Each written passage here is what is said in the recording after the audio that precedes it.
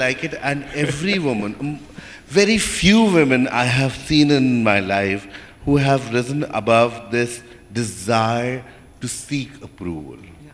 They seek approval, which I find so irritating. Men, on the other hand, don't seek approval.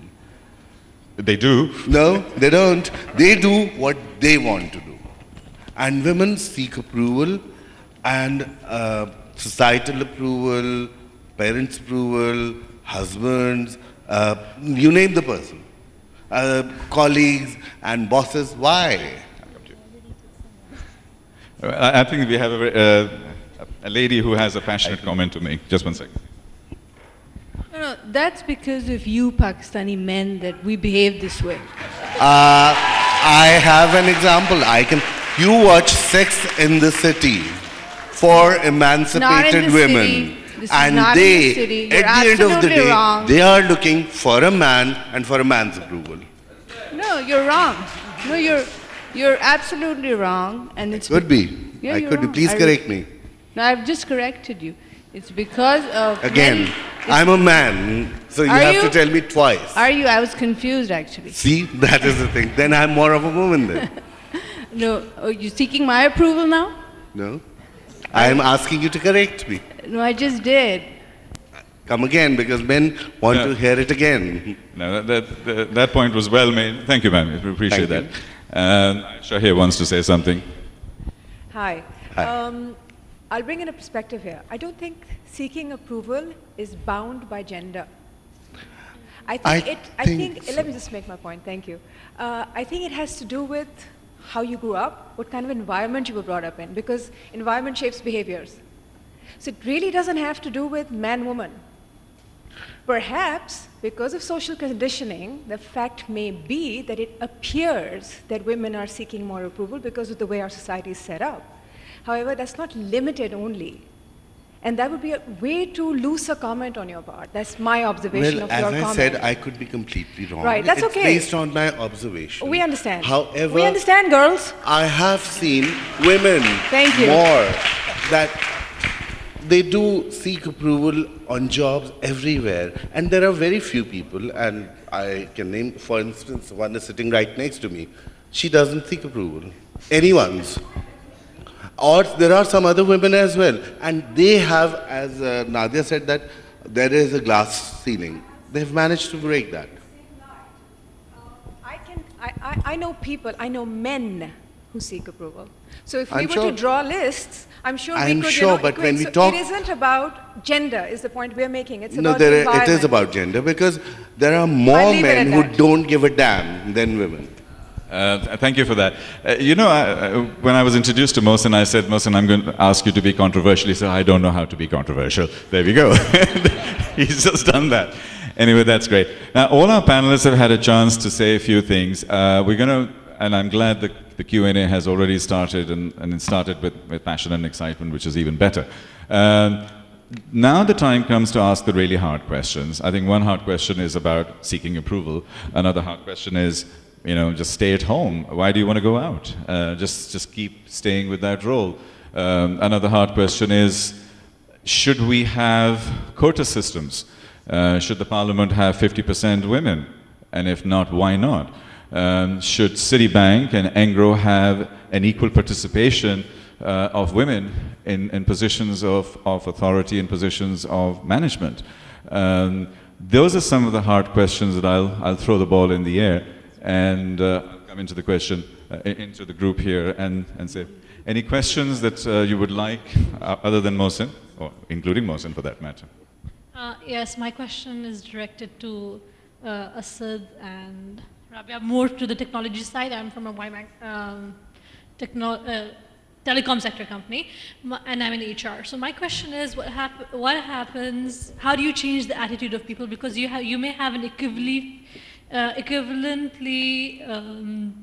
talented female and male candidate for a certain position, for instance. And then I've seen people who normally go for the male candidate and then the female candidate, when the female candidate and the male are equivalent. So how do you change that attitude in the management? Yeah, it ain't easy.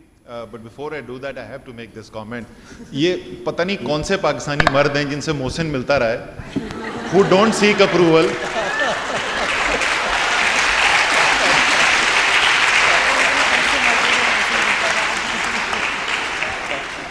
चालीस साल की as में कोई पाकिस्तानी मर्द नहीं है जो अपनी अम्मा की मर्जी के बगैर कोई डिसीजन ले सके. I don't know, this is really tough.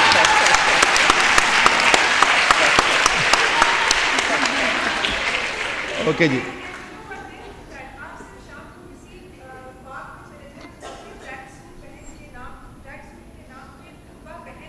सही सही. Okay. Approval, attention seeker. Now you've left me with a horrid image in my mind. I have to get rid of that.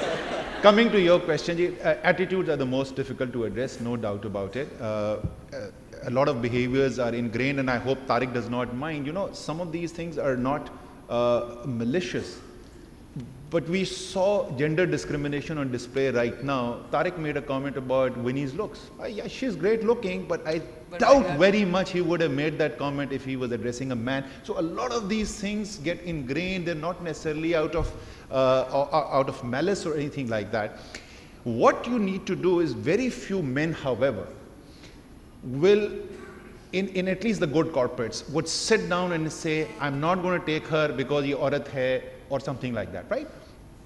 What happens is, as Zubair was saying, a lot of bright kids coming out of the different schools who are women, they do get taken in the jobs. After that they leave, so the men say कि यार देखो हम तो औरतों को लेते हैं, वो रहती नहीं है तो हम क्या करें? वो रहती इसलिए नहीं है that the workplace is designed around a man's lifestyle. So you have to go, that is the, I'm telling you, it's not the flashy thing to do, it's not something which will get a lot of buzz, ठीक है? But you have to address that. And then the second thing that you can do, I think, I'm not sure, I won't go for quotas, but I think there is a need to make some interventions. You have to get women into leadership positions because that forces the woman's perspective into the boardroom where decisions are being taken, and that then follows. Then obviously there is a whole set of codified policies, etc., which come in place. I'll just say the last word and then I'll leave it to her.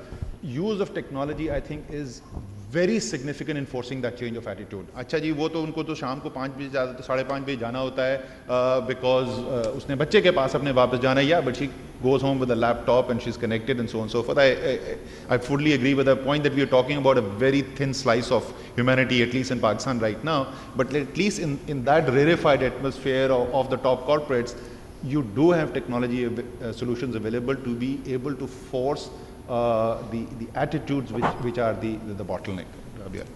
In terms of leadership positions, very few women make it to the IT sector or telecom sector, and that's not just in Pakistan. In terms of leadership positions, it's everywhere in the world. I think in the entire world there's less than a 5% population of women who are actually in leadership positions. By and large, because of the power of technology, more and more companies are more open to changing the attitude.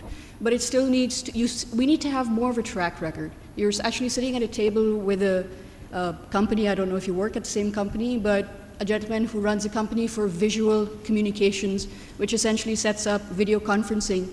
And it allows schools, colleges, universities in remote areas to actually learn and acquire skills from us, or they can see us in another part of the world. So those kinds of things do make a difference, but it'll take a little bit of time. But there's no doubt that it will change eventually. I mean, the quota has to change. It's just a matter of an evolution which will take place. And it's in every corporation. Just because there aren't enough women making it into the workforce, despite the fact that there are so many young girls who enter computer science studies, engineering. In fact, I think the ratio is 70 or 60 to 40% in favor of women. They don't make it to the workforce because they think that 9 to 5 is also a stereotype. If you change that, and if you have role models in terms of companies as opposed to individuals, you'll be able to see that shift in the next 5 or 6 years. Thank you, Rabia. Just a comment.